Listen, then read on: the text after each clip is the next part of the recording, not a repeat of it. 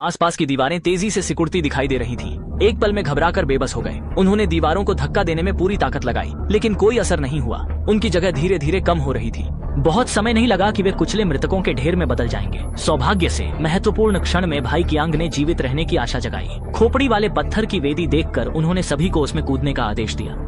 जब कुछ लोगों ने सही प्रकार से समझ बिठाई, तब शाओमेई ने कुछ संदिग्ध चीजें जो वह देखी थीं, उन्हें ध्यान में रखते हुए तुरंत आगे बढ़कर गहराई से जांच करने की शुरुआत की। वह जोर से दीवार धक्का देकर खोलता है, जिससे रहस्यमय मार्ग प्रकट होता है। वे उस मार्ग पर चलकर बाहर आते हैं, जहाँ का दृश्य सभी को चकित करता है, जैसे वे स्वर्गलोक में हों। यह बड़े पहाड़ों से घिरा था और बीच में भव्य प्राचीन नगर खड़ा था। शाओमेई ने समझा कि यही उनका स्वर्ण महल था, जिसे वे खोज रहे थे। सभी लोग उत्साहित होकर आगे बढ़ते रहे। ज्यादा देर नहीं लगी जब वे दरवाजे के नीचे पहुंच गए, जो कई दशमलव मीटर ऊंचा था और उस पर जहरीले कांटे भरे हुए थे। अगर उनसे काट लिया गया तो संभवतः वे वहीं मर सकते थे। अंदर जाना कोई आसान काम नहीं था और आसपास अनगिनत जाल भरे थे, इसलिए उन्हें सावधान रहना पड़ा, सावधानी बरतनी पड़ी।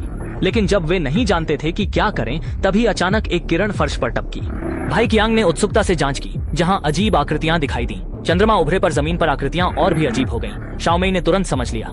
पता चला कि यही शहर के दरवाजे खोलने की कुंजी थी।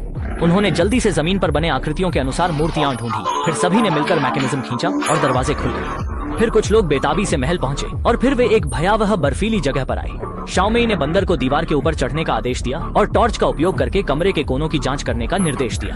प्रयोग में प्रकाश की दिशा अनुकरण कर रहा था। फिर साथी ने आईना लाकर प्रकाश परावर्तित किया। जैसे ही प्रकाश दीवार पर पड़ा, हजारों वर्षों से बंद स्टील दरवाजा धीरे धीरे खुल गया।